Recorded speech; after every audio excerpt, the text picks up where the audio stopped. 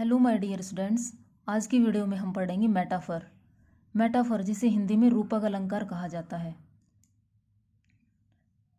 Metaphor is an indirect comparison between two different things for one common quality. देखो, metaphor में दो भिन्न वस्तुओं के मध्य तुलना की जाती है, ठीक है।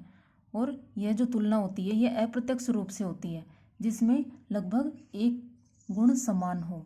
Metaphor is an indirect comparison, यानी मेटाफर में इनडायरेक्ट कंपैरिजन होता है, यानी अप्रत्यक्ष रूप से, ठीक है। बिटवीन टू डिफरेंट थिंग्स, दो भिन्न प्रकार की वस्तुओं के मध्य में तुलना होती है और वो तुलना इनडायरेक्ट होती है, ठीक है। इनडायरेक्ट यानी अप्रत्यक्ष रूप से, फॉर वन कॉमन क्वालिटी, और जिनमें की एक गुण समान होता है। A metaphor is a comparison between two different things without using like और एज। मेटाफर में क्या होता है, दो भिन्न प्रकार की वस्तुओं के मध्य तुलना होती है, लेकिन इसमें लाइक और एज का यूज नहीं किया जाता, ठीक है। बिना लाइक और एज यूज किए इसमें तुलना की जाती है, कंपैरिजन किया जाता है। मेटाफर में दो भिन्न भिन्न वस्तुओं के मध्य अप्रत्यक्ष रूप से तुलना होती है, जिसमें कम से कम एक गुण समान हो। अभी तुलना कैसे होती है, इनडायरेक्ट, अप्रत्यक्ष रूप से। इसमें लाइक और एज शब्दों का प्रयोग नहीं होता, तो मेटाफर में लाइक और एज शब्दों का प्रयोग नहीं किया जाता। तुलना की जाने वाली वस्तुओं को एक ही मान लिया जाता है। देखो, मेटाफर में क्या होता है, जब तुलना की जाती है तो एक वस्तु को दूसरी वस्तु का दर्जा दे दिया जाता है, यानी दोनों वस्तुओं को एक ही मान लिया जाता है। इसको हम उदाहरण से समझेंगे आगे। मेटाफर में कॉमन क्वालिटी नहीं आती सिमिली की तरह। देखो, मेटाफर में जो कंपैरिजन होता है वो इनडायरेक्ट होता है, इसलिए उसमें कॉमन क्वालिटी दिखाई नहीं जाती, यानी वो इनडायरेक्ट होती है, उसे शो नहीं किया जाता। सिमिली में इसे शो किया जाता है। इसको हम आगे समझेंगे उदाहरण से, ठीक है। देखो, ये इसके एग्जाम्पल है। राम इज ए लॉयन, कि राम शेर है। तो क्या राम शेर है? राम शेर नहीं है। राम तो एक ह्यूमन बीइंग है, मनुष्य है, और लॉयन एक एनिमल है। लेकिन लॉयन की एक क्वालिटी होती है कि वो बहुत बहादुर होता है, तो राम में भी वही क्वालिटी है, इसलिए राम को लॉयन का दर्जा दिया गया है। तो यहाँ पे राम और लॉयन को एक ही मान लिया गया है कि राम तो शेर है, राम एक शेर है, यानी राम उतना ही बहादुर है जितना कि लॉयन, ठीक है। तो यहाँ इनडायरेक्ट कंपैरिजन है। भाई यहाँ पे कंपैरिजन हमें दिखाई थोड़ी ना दे रहा है। इनडायरेक्ट कंपैरिजन यानी अप्रत्यक्ष रूप से कंपैरिजन है। Ram is a lion, Ram lion है, यानी अप्रत्यक्ष रूप से हमें क्या दिखाई दे रहा है कि राम लॉयन है, कि जैसे लॉयन बहादुर होता है वैसे ही राम भी बहादुर है। तो ये एक इनडायरेक्ट कंपैरिजन हो गया, Ram is a lion. Life is a dream, life और ड्रीम का कंपैरिजन किया गया है। दोनों अलग अलग चीज़ें हैं, लाइफ अलग है, ड्रीम अलग है, दोनों डिफरेंट थिंग्स हैं, लेकिन कंपैरिजन इन दोनों में एक क्वालिटी है कि ड्रीम भी खूबसूरत होता है, उसी तरह से लाइफ भी खूबसूरत है, ठीक है। तो लाइफ को ड्रीम का दर्जा दे दिया गया, लाइफ और ड्रीम को एक ही मान लिया गया। The news was a dagger from for him, the news was a dagger for him, कि यह न्यूज़ उसके लिए खंजर थी। यहाँ पे कंपैरिजन किस में है, न्यूज़ और डैगर में, ठीक है। डैगर का मतलब होता है खंजर, है ना।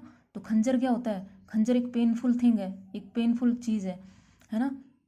तो न्यूज़ भी किसके समान थी, न्यूज़ कैसी थी, पेनफुल थी, डैगर जैसी थी, ठीक है। तो ये एक इनडायरेक्ट कंपैरिजन हो गया न्यूज़ और डैगर के बीच में, ठीक है।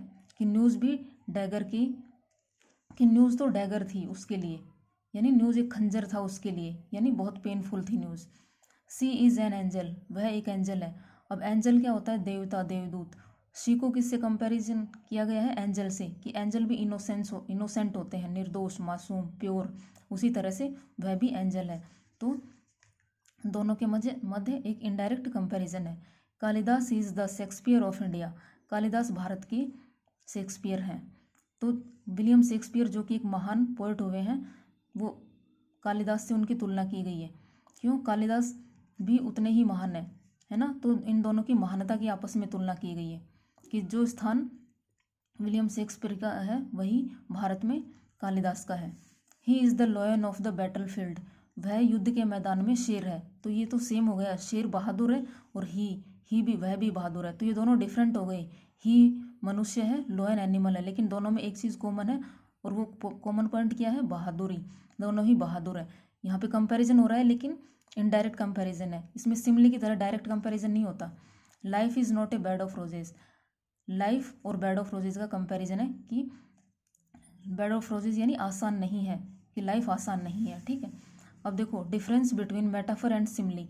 सिमली और मेटाफर में क्या डिफरेंस होता है, ये देखो पहले मेटाफर का एग्जांपल है, Ram is a lion, Ram एक शेर है, यानी एक इनडायरेक्ट कंपैरिजन है कि शेर भी बहादुर है और राम भी बहादुर है, राम को शेर का दर्जा दे दिया गया है, राम और शेर को एक ही मान लिया गया है कि राम तो शेर है, ये होता है मेटाफर।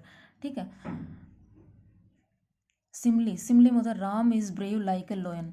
अब देखो यहाँ पे कंपैरिजन है, लाइक, लाइक का प्रयोग हो रहा है, मतलब ये सिमली है, और यहाँ पे डायरेक्ट कंपैरिजन है, यानी ब्रेव, यहाँ पे ब्रेव लिखा आया है कि लॉयन ब्रेव है तो राम भी उसी की तरह ब्रेव है, तो ये सिमली में डायरेक्ट कंपैरिजन होता है और मेटाफर में इनडायरेक्ट कंपैरिजन होता है।